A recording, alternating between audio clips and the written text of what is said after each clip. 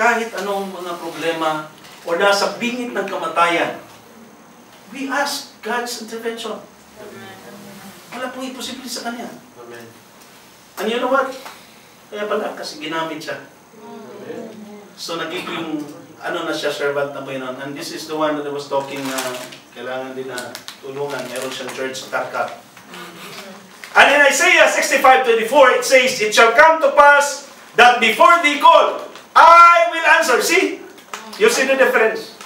Sa first, makikita mo, He will call upon me, and I will answer him.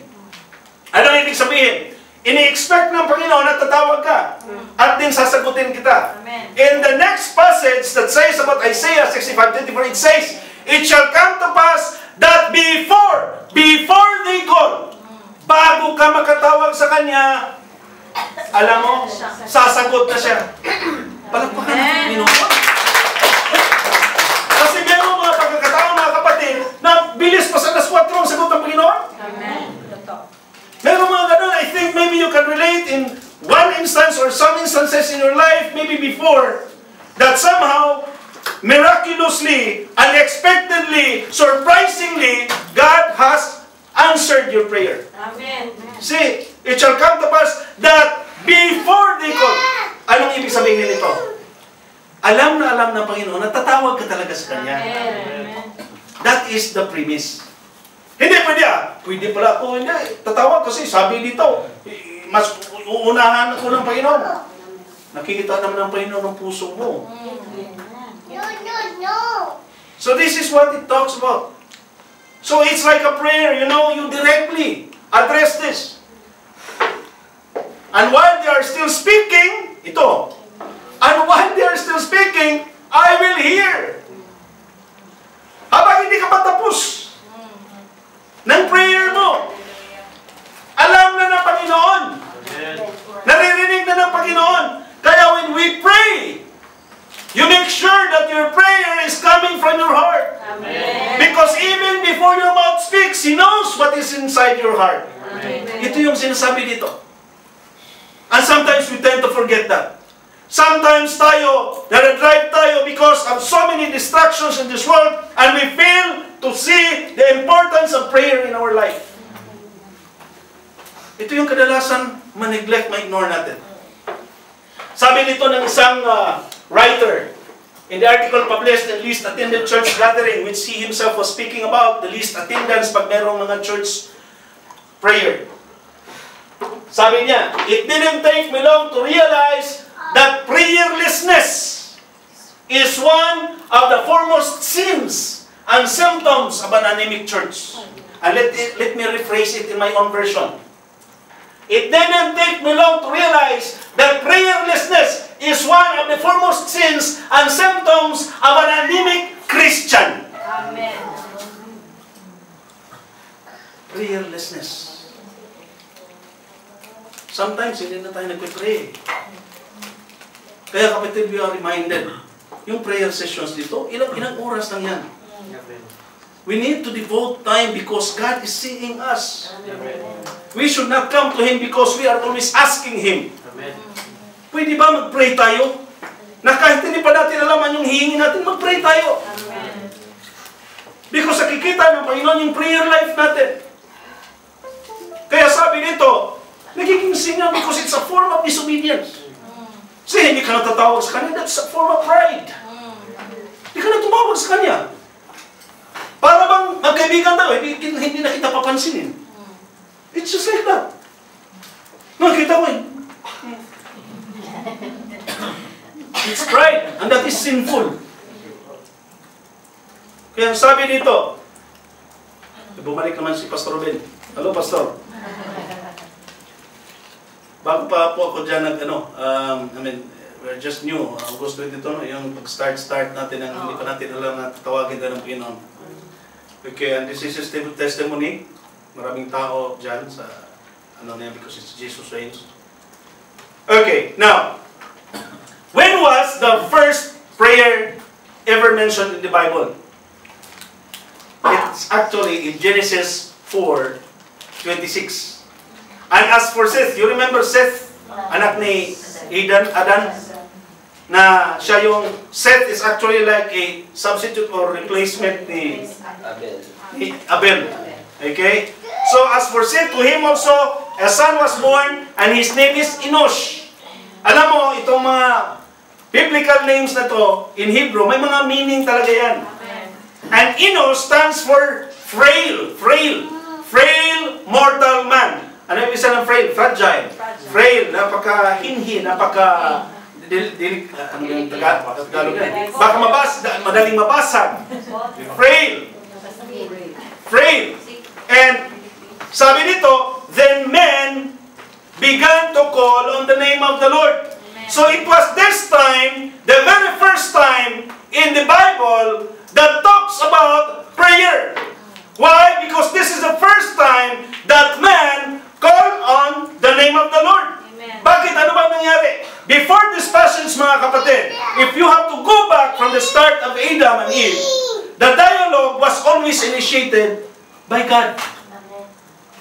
And this is the very first time that God, that man, initiated the conversation, the communication, the call to God. And this is the first time nagkaroon. And so many questions are asked. Bakit ba? How come na dito, at this point in time, tumawag sila ng Panginoon? By the name itself, Enosh, means frail. Humanity at this time was already acknowledging of being transient in this world. Was already acknowledging that we are limited, our life is limited on earth.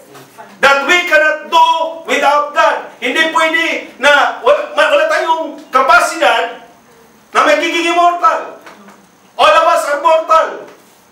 At dahil, because the world is keep on falling, if you remember, na gumagrabe na yung wickedness, murders, bigamy, polygamy, and even perhaps killings and everything.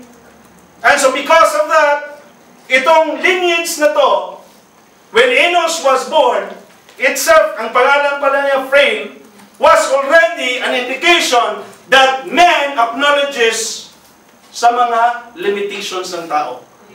And that this humanity acknowledge that they need God. And therefore, that is why they call upon the name of the Lord.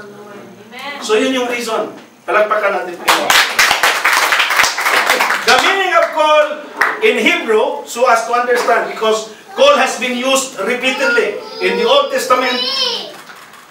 Ditawag to. In Hebrew, the original language of Old Testament, the word translated as call in English means to call out to, or to cry unto. So if you cry unto the Lord, Lord, help me. Lord, tulungan mo ako. Hindi ko alam ano yung gagawin ko. That's a prayer. That's a call. And in Greek, the original language of the New Testament, the word means invoke a person. To call a person by name. So when you call, of course, you will call God. Jehovah. Yahweh. So yun yung ibig sabihin yung call. So it's a kind of prayer.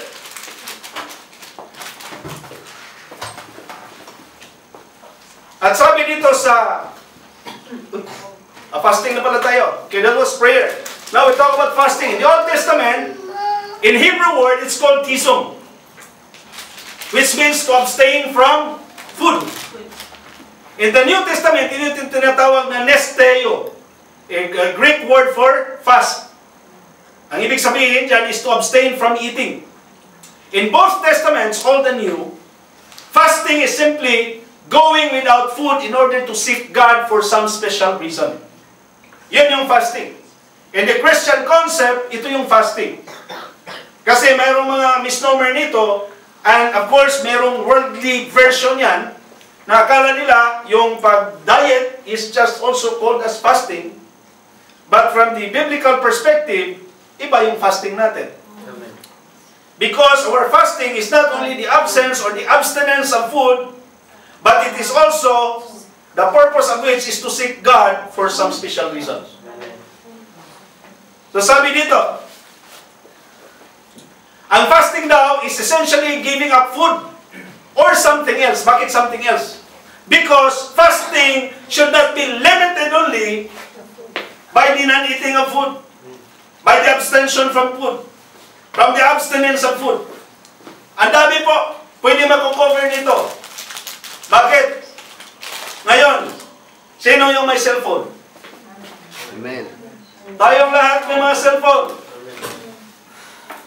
Pagsasabihin ko sa inyo na dapat mag-fasting din ng cellphone, alam na alam ko, may komportable kayo. We are already ignoring the fact that even our cell phones, except kung gagamitin mo for reading the Bible, except when you are listening to some preachers or sermons, except if it is related to whatever na it's godly or yung mga para sa kaburihan ng Panginoon, then it's okay. But I am so sure na pag i-calculate natin yung time from the time when you wake up early in the morning, minsan mahuhulog pa yan sa noo. If we count the actual time, number of hours that you have devoted and consumed sa paggamit mo ng cellphone, if you have to quantify, ilan lang oras ang sa Panginoon, I'm sure, mas mataas ang mga personal at mga nakakatawa na mga blog. That is the reality. And you know what? Fasting covers this.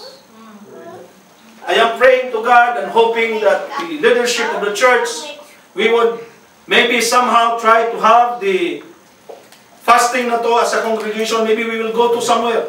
Let's go to the wilderness. Amen. Let's keep all the phones inside. Amen. For one day. For one day. Because what? Because the enemy is trying to deceive and to distract us through this technology, Amen. through this gadget. Amen. And because of that, we are slowly shying away and get separated spiritually sa relasyon natin sa Panginoon. Amen. Alam na alam ko, kahit yung ibang churches, pag sinasabi, cellphone, walang cellphone, 1 linggo. Hindi naman kami makapag-ano niyang pasto.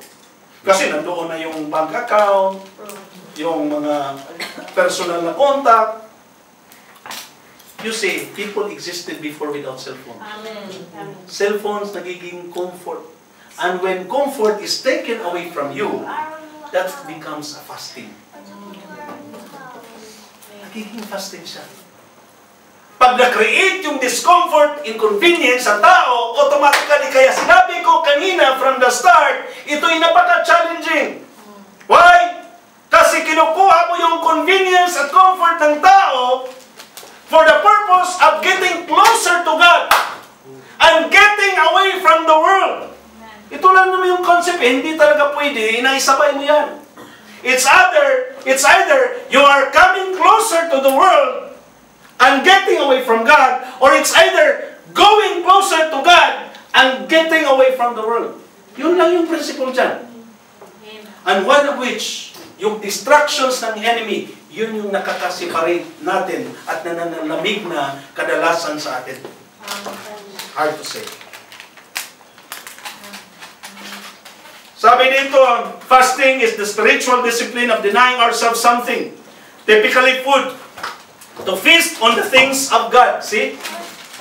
It's a spiritual discipline, kaya mahirap. Disiplina yan eh. Disiplina siya.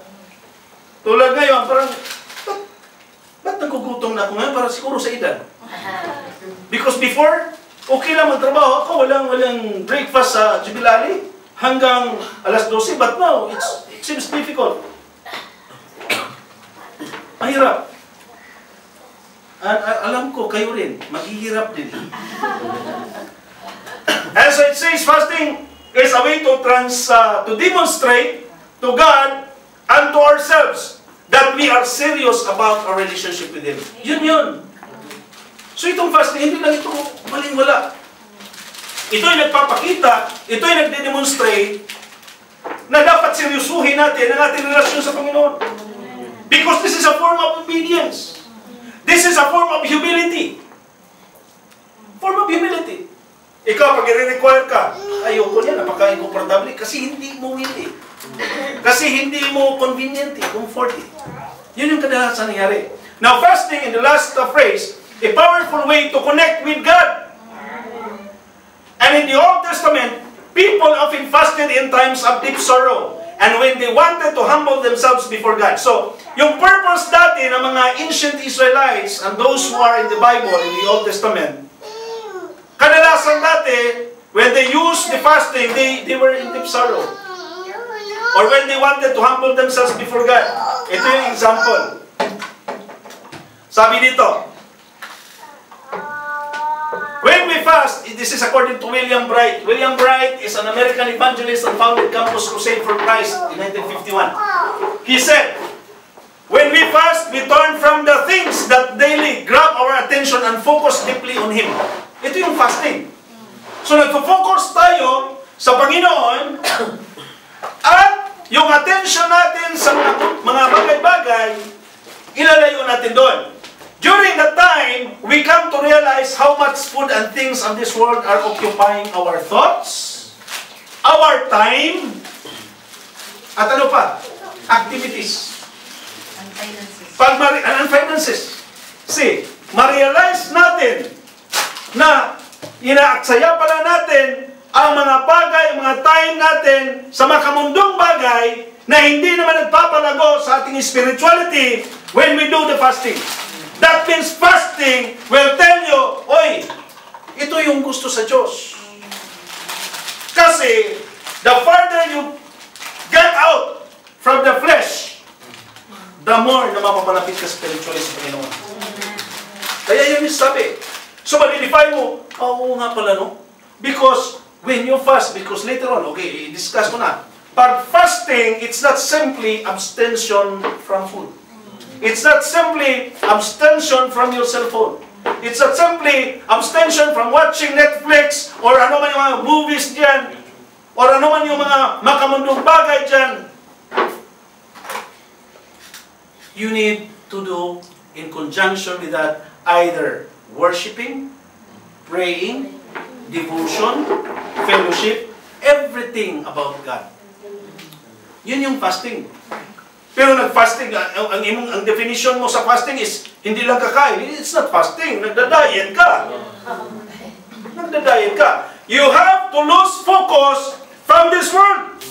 Kaya napakaganda na mag-fasting tayo sa lugar just like in wilderness, just like Jesus. You must have known na Jesus was tempted for yung nag-fasting siya for 40 days. He was brought to the wilderness. And now I realize the picture, bakit wilderness? Because in wilderness, you will not be able to find food. I mean, it's not for him because of course, God, though perfect human, 100% human siya, but for us, makikita natin wilderness, yes. Kasi walang matintasyon eh. Just Mondays, wilderness, walang signal ng wifi mo. So, wala, ma-distract, ma-disconnect ka talaga sa world. So I think it's a good way na kung merong fasting, it should be in a place remote to be a moment with God.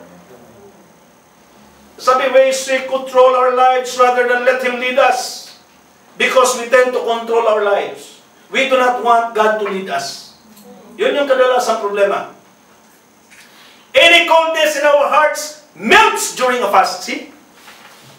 Kung nanginginig na at wala nang init, yung ating pagmamahal sa Panginoon at pag-commit sa service, ang ginagawa na is what? But pag magkaroon ng fasting, mamimelt yung mga icy popsicles dyan at magiging mag-iinit ulit yung pag-serve natin sa Panginoon. Palakpakan natin.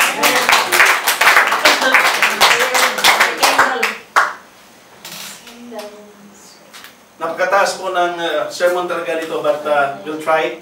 Psalm 35:13. But as for me, when they were sick, my clothing was sackcloth.